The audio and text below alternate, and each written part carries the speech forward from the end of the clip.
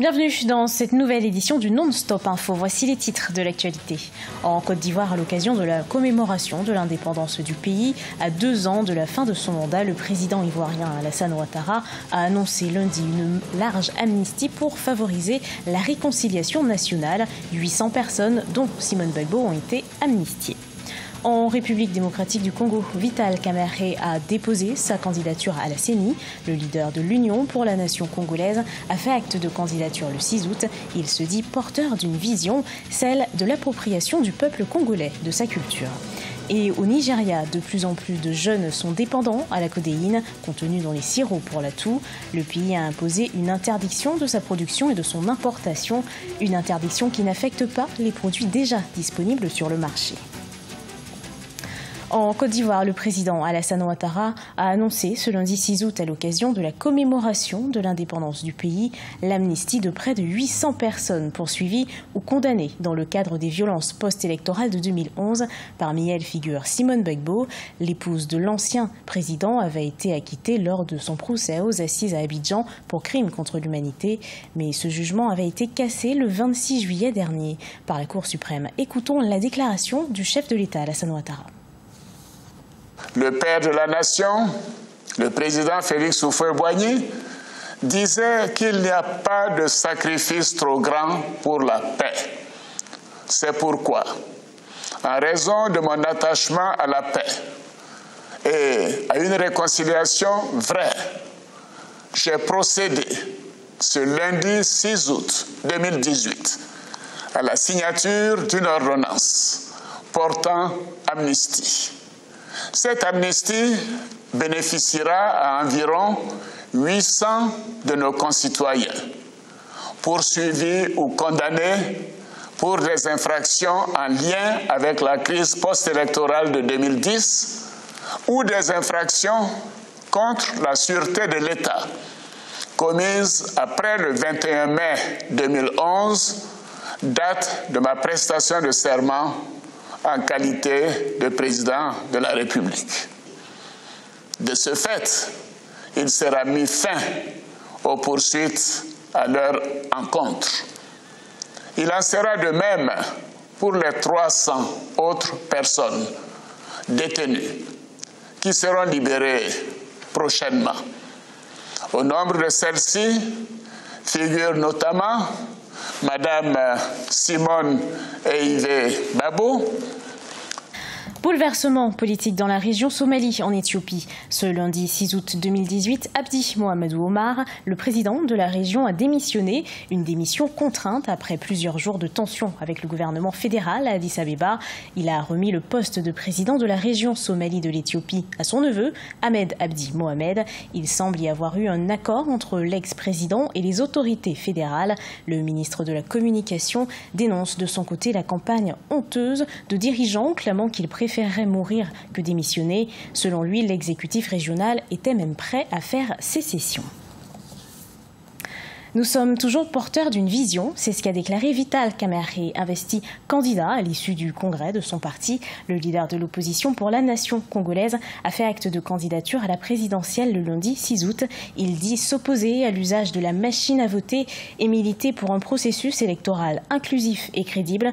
Pour lui, une candidature commune de l'opposition était la seule alternative capable de favoriser une alternance au sommet de l'État. Écoutons-le. Ce pays, il nous faut 5 ans seulement pour que la République démocratique du Congo devienne le Brésil. À ce stade, je peux dire que tout va bien. Tout va bien, mais ça ne veut pas dire que nous n'avons rien à dire. Nous devons continuer la discussion sur la machine à voter parce que nous voulons être sûrs que ça ne va pas perturber le processus. Nous devons nous rassurer tous que le financement des élections, l'argent pour supporter la logistique et tout ce qui requiert l'organisation des élections ne viendra pas plomber ce processus. Nous avons déjà eu une tripartite de l'opposition entre le président Jean-Pierre Bemba, le président Félix Tshisekedi et moi-même. Et nous étions de cœur ce jour-là parce que c'est le jour où le président Katumbi était au niveau de la frontière zambienne pour tenter de rentrer en République démocratique du Congo. Mais au niveau de cette tripartite, nous avons mesurer notre responsabilité devant le peuple congolais et devant l'histoire de donner à ce peuple l'alternance qu'il attend. Au Kenya, les autorités locales du comté de Mombasa vont lancer au mois de septembre prochain un programme de construction de 32 000 logements sociaux sur les 2 ans à venir. Un programme qui va coûter au total 2 milliards de dollars. Il a pour but la réduction du déficit de logements dans cette région située sur la côte du Kenya. Le gouvernement kényan prévoit la mise en œuvre d'un vaste programme de construction d'1 million de logements sociaux dans tout le pays d'ici à 2023. Tout cela pour un coût global estimé à 25 milliards de dollars. Le gouvernement djiboutien avait remis en cause le contrat de concession accordé en 2006 au groupe Emira DP World pour la construction et l'exploitation du terminal à conteneurs de Doralé.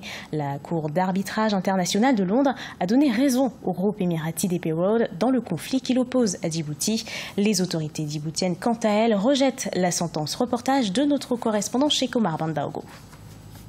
Le différend remonte à 2015. Le gouvernement djiboutien avait remis en cause le contrat de concession accordé en 2006 au groupe émirati DP World pour la construction et l'exploitation du terminal à conteneurs de Doralé. Le groupe était accusé d'avoir versé plusieurs millions de dollars de commissions occultes au président de l'autorité des ports et zones franches de 2003 à 2008. Demandant la résiliation du contrat, les autorités djiboutiennes sont déboutées en février 2017 devant la Cour d'arbitrage internationale de Londres. Mais en février 2018, le contrat est mis en cause par Djibouti de façon unilatérale. DP World entame une nouvelle procédure d'arbitrage dont la décision est rendue le 31 juillet 2018. La loi 202 et les 10 décrets présidentiels qui ont été promulgués par le gouvernement djiboutien pour tenter de se soustraire à ses obligations contractuelles ont été jugés illégaux. De son côté, Djibouti estime que cette résiliation rendue inévitable est conforme au droit international.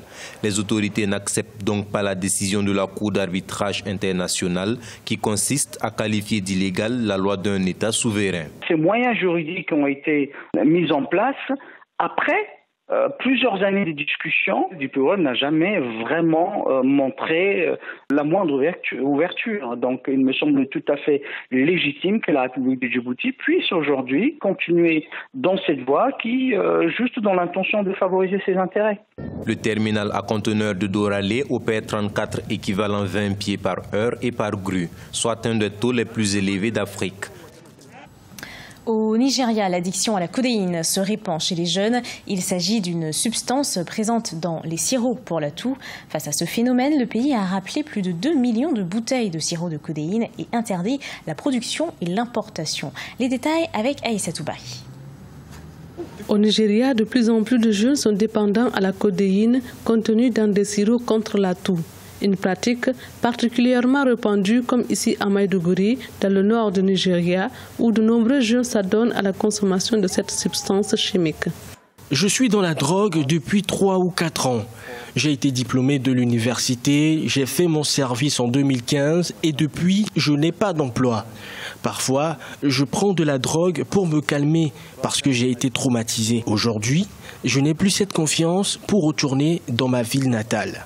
La codéine a un effet apaisant, mais il y a un réel danger d'accoutumance pour les enfants et les adultes. Les jeunes hommes prennent habituellement le sirop directement de la bouteille ou mélangé avec du soda. Une dépendance qui se révèle être un problème de santé publique selon les autorités nigérianes. Il y a eu le problème de la drogue à Borno, mais il y a eu des changements au fil du temps. Il y a eu l'introduction de drogues apparentées aux opioïdes, comme le tramadol et bien sûr le sirop contre la toux avec de la codéine. La codéine est particulièrement répandue chez nos jeunes filles et dans les institutions d'enseignement supérieur. Le Nigeria a rappelé 2,4 millions de bouteilles de sirop contre la toux contenant de la codéine. Le pays avait déjà imposé une interdiction de la production et de l'importation de sirop après un constat de l'existence d'une addiction et une mauvaise utilisation chez les jeunes. Ce journal a été préparé par l'ensemble de la rédaction. Merci de l'avoir suivi. Retrouvez dans un instant une nouvelle édition d'actualité sur Africa 24.